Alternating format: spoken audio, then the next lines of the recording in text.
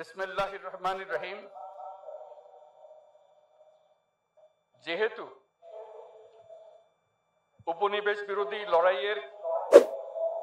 সুদীর্ঘকালের ধারাবাহিকতায় এই ভূখণ্ডের মানুষ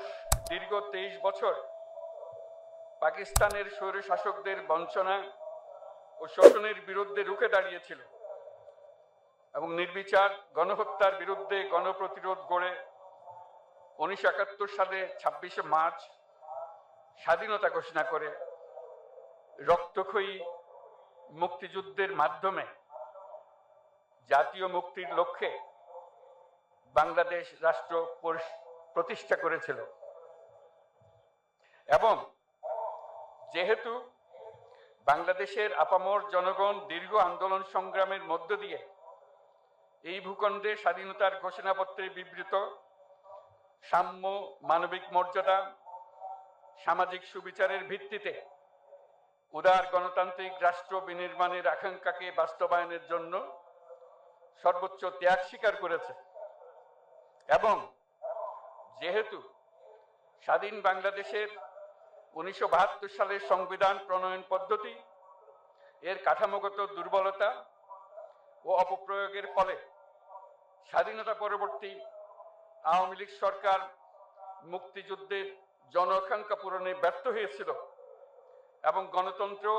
ও রাষ্ট্রীয় প্রতিষ্ঠানগুলোর কার্যকারিতা ক্ষুণ্ণ করেছিল। এবং যেহেতু স্বাধীনতা পরবর্তী আওয়ামী লীগ সরকার স্বাধীনতার মূল মন্ত্র গণতান্ত্রিক শাসন ব্যবস্থার বিপরীতে বাকশাল নামে সাংবিধানিকভাবে একদলীয় শাসন ব্যবস্থা কায়েম করে এবং মত প্রকাশ ও বিচার বিভাগের স্বাধীনতা হরণ করে, যার প্রতিক্রিয়ায় 1975 সালের 7ই নভেম্বর দেশের সিপাহী জনতার ঐক্যবদ্ধ বিপ্লব সংগঠিত হয় এবং পরবর্তী সময়ে একদলীয় বাকশাল পদ্ধতির পরিবর্তে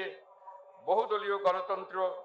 মত প্রকাশ ও বিচার বিভাগের স্বাধীনতা পুনঃপ্রবর্তনের পথ সুগম হয়।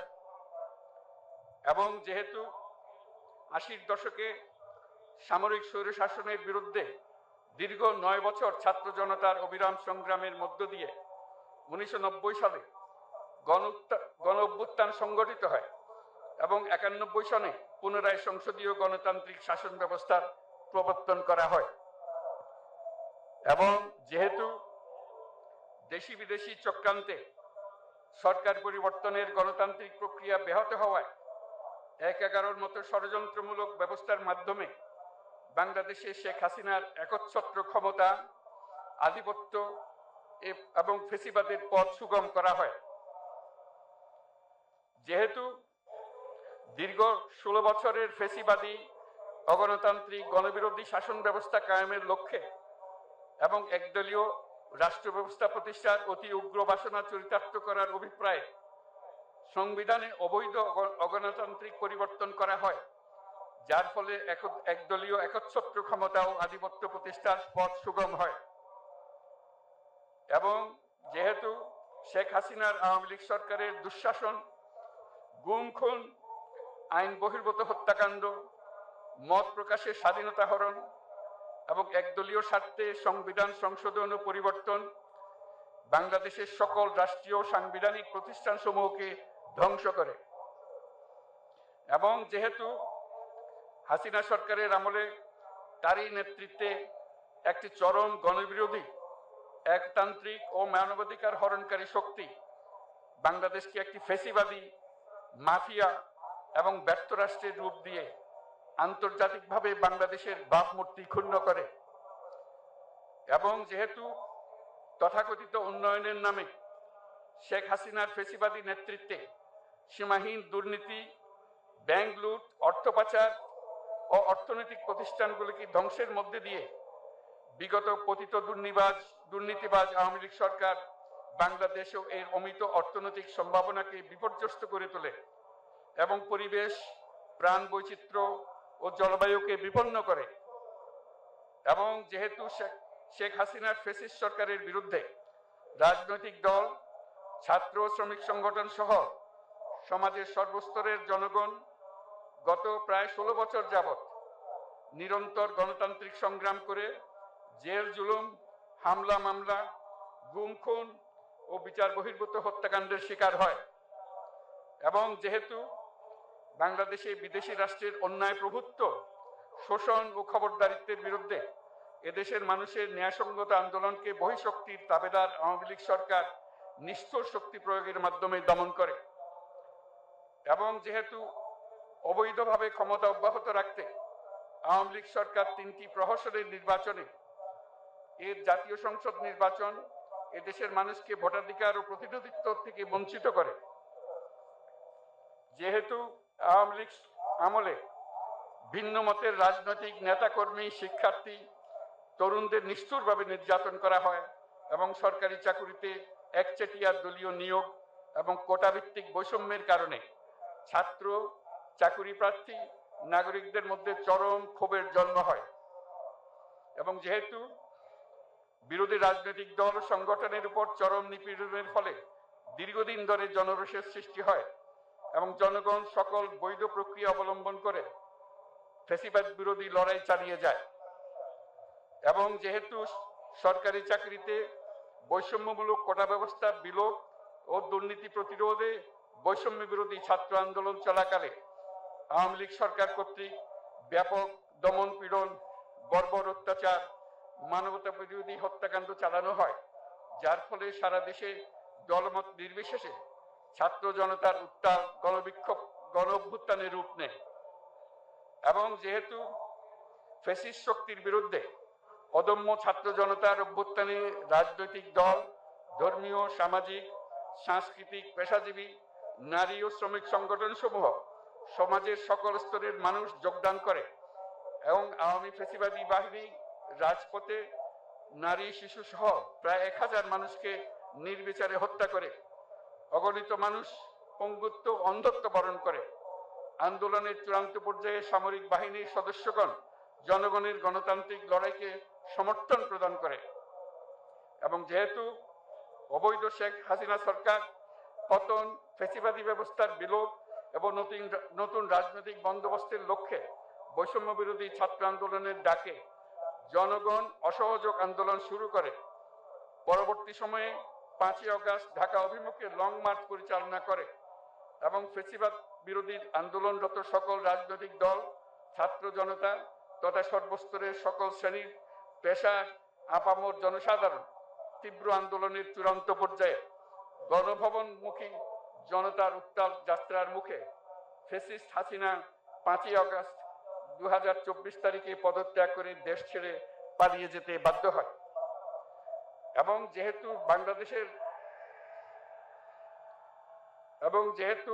বাংলাদেশের রাজনৈতিক ও সাংবিধানিক সংকট মোকাবেলায় গণ অভ্যুত্থানের মধ্য দিয়ে ব্যক্ত জনগণের সার্বভৌমত্বের প্রত্যয় ও প্রয়োগ রাজনৈতিক ও আইনি উভয় দিক থেকে যুক্তিসঙ্গত, বৈধ ও আন্তর্জাতিকভাবে স্বীকৃত। এবং যেহেতু জনগণের দাবি অনুযায়ী এরপর অবৈধ দ্বাদশ জাতীয় সংসদ ভেঙে দেওয়া হয় এবং সংবিধানের 106 অনুচ্ছেদ অনুসারে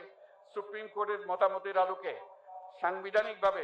ডক্টর মোহাম্মদ ইউনূসের নেতৃত্বে 8ই আগস্ট 2024 তারিখে একটি অন্তর্বর্তীকালীন সরকার গঠন করা হয়। এবং যেহেতু বাংলাদেশের সর্বস্তরের জনগণের ফ্যাসিবাদ বিরোধী তীব্র আকাঙ্ক্ষা এবং ছাত্র জনতার অভ্যুত্থানের মধ্য দিয়ে ফ্যাসিবাদ, বৈষম্য, দুর্নীতিমুক্ত সমাজ ও রাষ্ট্র বিনির্মাণের অভিপ্রায় প্রকাশিত হয়, সেই হেতু বাংলাদেশের জনগণ সুশাসন ও সুষ্ঠু নির্বাচন, ফ্যাসিবাদী শাসনের পুনরাবৃত্তি রোধ, আইনের শাসন, অর্থনৈতিক ও সামাজিক ন্যায় বিচার নিশ্চিত করার লক্ষ্যে নিয়মতান্ত্রিক উপায়ে বিদ্যমান